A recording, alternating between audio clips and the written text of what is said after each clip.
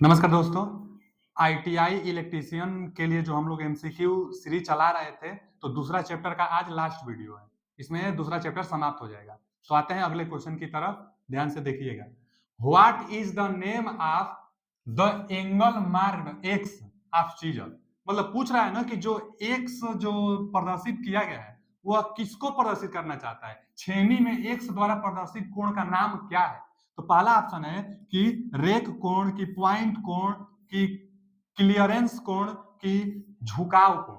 तो हम लोग को देखने से ही पता चल जा रहा है कि एक पॉइंट को इंगित करना चाहता है, तो इसलिए इसका ऑप्शन क्या होगा? तो इसका ऑप्शन होगा ऑप्शन नंबर बी। इसका जो ऑप्शन बी सही आंसर है, बी ऑप्शन होगा। पॉइंट एंगल देखने से पता चल रहा है कि यह पॉइंट एंगल को प्रदर्शित कर रहा है। एक्स किसको प्रदर्शित कर रहा है? एक पॉइंट एंगल को प्रदर्शित कर रहा है। आते हैं अगले क्वेश्चन की तरफ।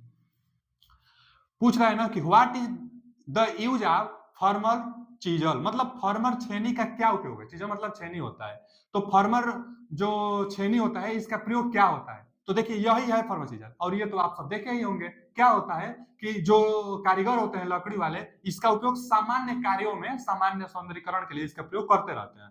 तो सामान्य छेनीकरण के लिए इसका प्रयोग की जाती है। तो बस आप फिगर जान लेंगे तो क्वेश्चन एकदम इजी हो जाएगा। तो फिगर यही है फॉर्मल चीजल का। तो फॉर्मल चीजल सामान्य कार्य के लिए इसका प्रयोग की जाती है। आते हैं अगले क्वेश्चन की तरफ। जो अगला क्वेश्चन है कि which type of half lap joint is used if one part of a job meets another part at some distance of the end? मतलब बोल रहा है ना कि किस प्रकार की अर्ध लैंप जोड़ प्रयोग किया जाता है जब जॉब एक भाग सिरों से अंत से कुछ दूरी से मिलता है। पहले तो ये देखिए, हम चार विकल्प को अभी एक्सप्लेन कर दे रहे हैं जल्दी से। एंड लैंप ज्वाइंट, तो देखिए पहले तो एक ये जॉब है, एक और ये जॉब हो गया। तो ये दोनों जॉब इंड पर ज्वाइंट हुआ है, तो इसी को बोल रहा है कि इंड लैंप ज्वाइंट। अच्छा, इसको बोल रहा है कि क्रॉस लैंप ज्वाइंट। क्या होता है क्रॉस लैंप ज्वाइंट? तो क्रॉस लैंप ज्वाइंट मतलब एक ये जॉब हो गया और एक ये जॉब हो गया, तो क्रॉस से लैंप ज्वाइंट हो गया।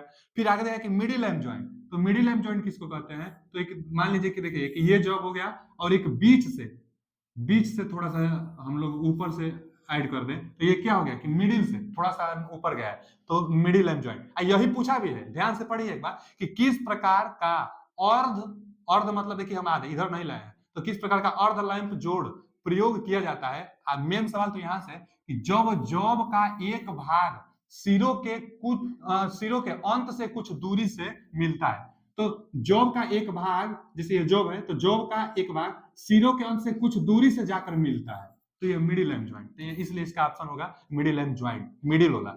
ये इंड वाला तो इंड नहीं होगा, क्रॉस नहीं होगा, क्योंकि इसमें पूछा है कि एक भाग सिरों के अंत से कुछ दूरी से, तो अंत से कुछ दूरी से जब बोल दिया तो मिडिल लैंप ज्वाइंट।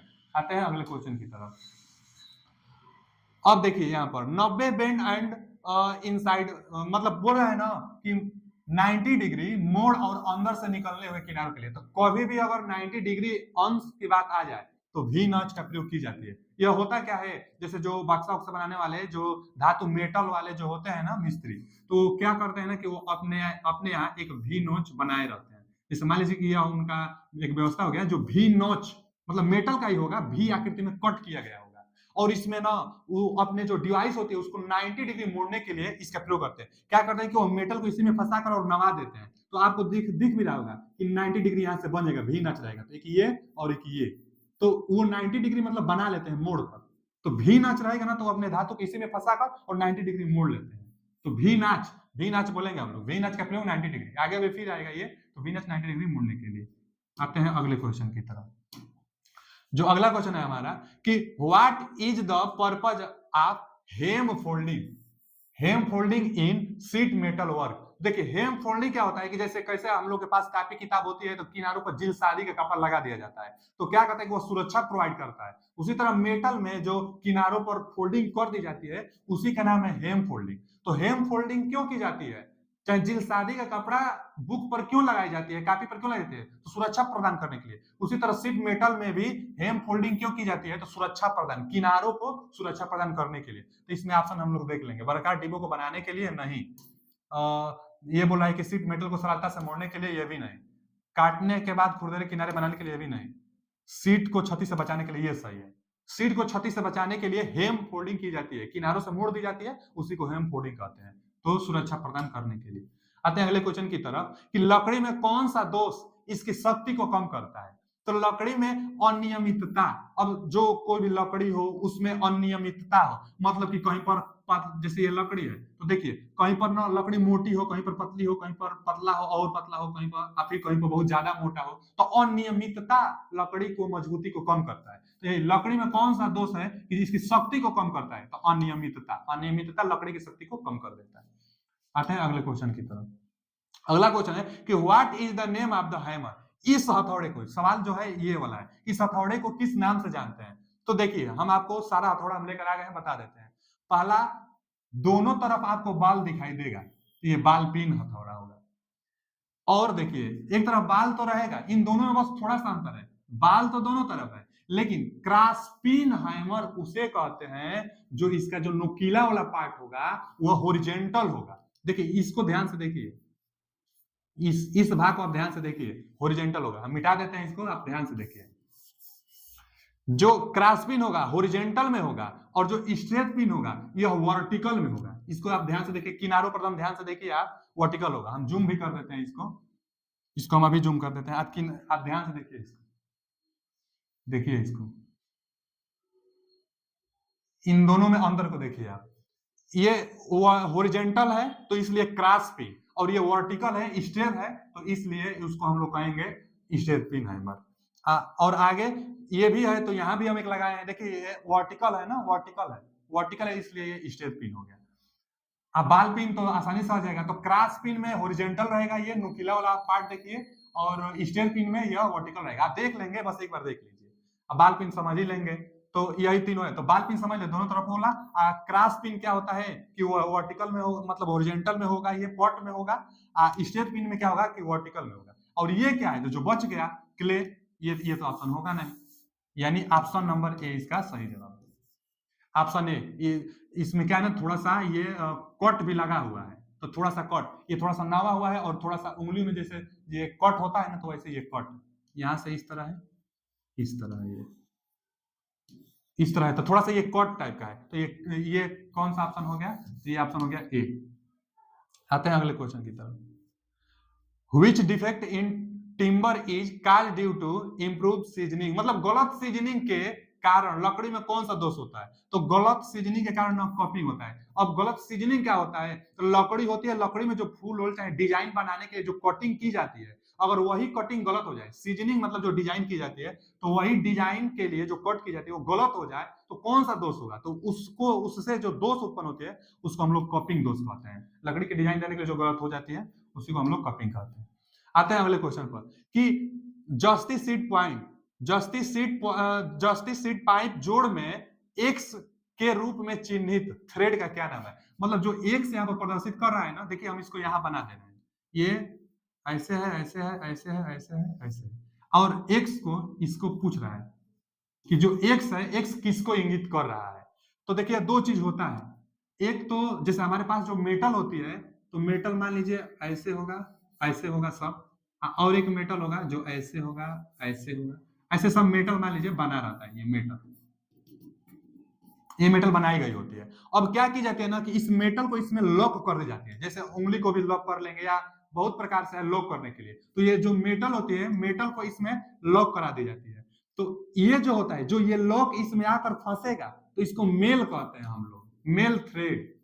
जिसमें जाकर लॉक होगा तो इसको हम लोग कहते हैं female thread, FEMAL, female thread. तो जो ये मेल वाला आकर फीमेल में लॉक हो जाएगा तो फीमेल थ्रेड, तो यही फीमेल वाला पूछा है। देखिए यहाँ पर देखिए जो नीचे वाला है, तो फीमेल इसमें जो ऑप्शन होगा फीमेल थ्रेड, यानी पैरेलल फीमेल। पैरेलल क्यों, क्योंकि एक दूसरे के पैरेलल होता है इसलिए पैरेलल। तो इसका ऑप्शन आप फिगर को ध्यान से देख लीजिए, नीचे वाला एक्स जो लगा है नीचे वाला के लिए, तो फीमेल थ्रेड इसको हम लोग बोल देंगे। ये तो कभी होगा नहीं, मेल फीमेल तो वही ऑप्शन हो सकता है। तो मेल अगर इसको पूछता है जो लॉक हो रहा है उसको, और फीमेल जिसमें जाकर लॉक होगा, तो जिसमें जाकर लॉक हो रहा है इसलिए इसको एक तो फीमेल थ्रेड, यानी ऑप्शन डी होगा। पीडीएफ में इसका क्वेश्चन नहीं दिया है, तो इसका सही जवाब ऑप्शन डी होगा, ध्यान से देख लीजिए। आते हैं अगले क्वेश्चन की तरफ। सीट के सिरों को मोड़ने हेतु किस प्रकार की नॉच का प्रयोग की जाती है। तो देखिए जो सीट मेटल होता है ना, उसके सिरों को मोड़ने के लिए, तो सिंपल कार्य करने के लिए ना, सिंपल स्ट्रेट नॉच, स्ट्रेट मतलब क्या, सिंपल, तो सिंपल नॉच करने के लिए, सिंपल मोड़ों को मोड़ने के लिए प्रयोग की जाती है। आते हैं अगले क्वेश्चन की तरफ। What is purpose of cross cut cold chisel, मतलब पूछ रहे हैं कि क्रॉस कट ठंडी छेनी का उपयोग कहाँ की जाती है, तो कटिंग कीवेज में, कीवेज काटने के लिए, कीवेज काटने के लिए क्रॉस कट ठंडी चीजल का प्रयोग की जाती है। एकदम इजी क्वेश्चन है। आगे देखिए 90, देखिए ये 900 नहीं है, ये टाइपिंग में मिस्टेक है, 90 डिग्री है, मतलब 90 अंश है। 90 अंश मोड़ के लिए पीछे क्वेश्चन आया था, तो 90 अंश मोड़ आ गया तो वी नॉच, वी नॉच में 90 डिग्री बन जाता है, तो वी नॉच 90 डिग्री मोड़ के लिए। आते हैं अगले क्वेश्चन की तरफ।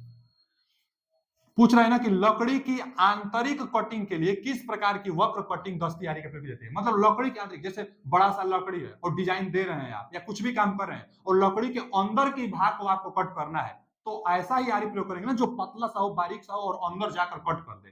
तो इन फिगर में आप देख लीजिए जो सबसे पतला लंबा होगा यही की होल है, तो इसमें की होल सा का प्रयोग लकड़ी के आंतरिक भाग को काटने में प्रयोग की जाती है। तो एकदम पतला सा है, अंदर जाकर और कट कर देता है, तो लकड़ी के आंतरिक भाग को काटने के लिए की होल का प्रयोग करते हैं। और आगे फिगर देख सकते हैं जो जो आ रही थी। आते हैं अगले क्वेश्चन की तरफ कि what is the name of stake used for sheet metal work, मतलब शीट मेटल वर्क करने के लिए, तो ये पहला लेक्चर में ये आया था, पहला लेक्चर में था, हम बताए थे इसका प्रयोग बेलनाकार मोड़ देने के लिए की जाती है, और इस फिगर का क्या नाम है, तो ब्लो हार्न स्टेक नाम है, तो ब्लो हार्न स्टेक इस फिगर का नाम है, और शंकुआकार आकृति देने के लिए इसका प्रयोग की जाती है। आते हैं अगले क्वेश्चन की तरफ। औजार का क्या नाम है, इस औजार का क्या नाम है, तो हम पीछे अभी आपको हम बताए थे क्रॉस पिन क्या होगा, देखिए यहां भी फिगर लगाए हैं हम। क्रॉस पिन क्या होगा कि जो ये फ्लैट होगा, जो पिन होगी ना जो सामने की वो फ्लैट होगी, और जो स्ट्रेट पिन होगी ना तो वो वर्टिकल होगी, एकदम खड़ा, जो डंडा इससे भी आप मिला सकते हैं कि खड़ा होगा, चाहे यहां से भी भाग देख सकते हैं कि अब खड़ा होगा तो स्ट्रेट, अब पॉट होगा तो क्रॉस पिन, अब बाल पिन में जब बाल होगी तो क्या हुआ कि स्ट्रेट भी नहीं होगा, क्रॉस भी नहीं होगा, ये पूछा है। क्लैक के लिए तो हम अभी बताए थे, क्लैक के लिए कि उसमें कट जैसा बना होता है, हथौड़ा जो होता है, तो ये भी क्ला नहीं होगा, तो जो बच गया टैक हैमर, तो टैक हैमर ध्यान से देख लीजिए, यह त्रिभुज जैसा मुड़ा हुआ होगा सामने की तरफ, तो टैक हैमर, इसमें त्रिभुज जैसा नहीं है, इसमें त्रिभुज जैसा है, तो टैक हैमर। एक बार चीज को पढ़िए आपको सब आ जाएगा।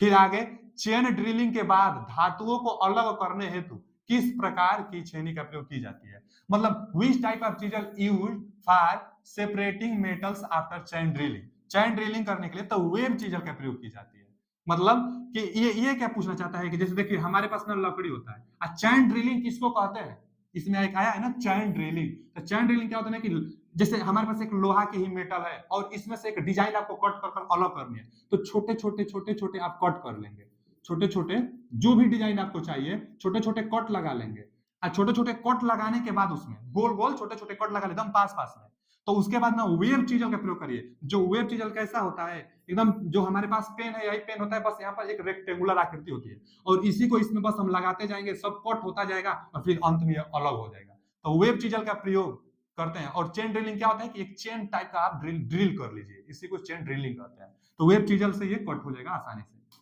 आते हैं अगले क्वेश्चन की तरफ। किस प्रकार की स्टेक का उपयोग टेपिंग शंकु, अभी हम पीछे बताए थे कि ब्लोहार्न स्टेक, जो ब्लोहार्न स्टेक था वही ना शंकुआकार आकृति बनाने के लिए प्रयोग की जाती है, तो देखिए ना टेपिंग शंकु के आकार के, तो शंकु के आकार के ब्लोहार्न स्टेक से शंकु के आकार की डिजाइन दी जाती है, जो पीछे आया था। आते हैं अगले क्वेश्चन की तरफ। लकड़ी में गांठ दोष किसे, तो हम यह भी क्वेश्चन पीछे आ चुका है, लकड़ी में गांठ दोष कैसे बनता है, आप पेड़ ओड़ देखे होंगे और गांठ टाइप का बन जाता है, छोटे पेड़ रहता है, तो यह दोष कब आती है, जब अनियमित रूप से शाखाओं में वृद्धि होने लगती है तब, तो अनियमित रूप से शाखाओं में वृद्धि होने के कारण, यानी शाखाओं में वृद्धि, तो ग्रोथ ऑफ ब्रांच, शाखाओं में वृद्धि होने के कारण यह होने लगती है। तो आज के लिए इतना ही क्वेश्चन, दूसरा चैप्टर भी समाप्त हो गया, मिलते हैं अगले वीडियो में, जो अगला चैप्टर रहेगा हमारा मॉड्यूल 3। तो अभी के लिए इतना ही, अगर वीडियो अच्छा लगा हो तो लाइक सब्सक्राइब एंड शेयर कीजिए, जो भी कुछ डाउट हो उसको कमेंट में बताइए। थैंक यू, धन्यवाद।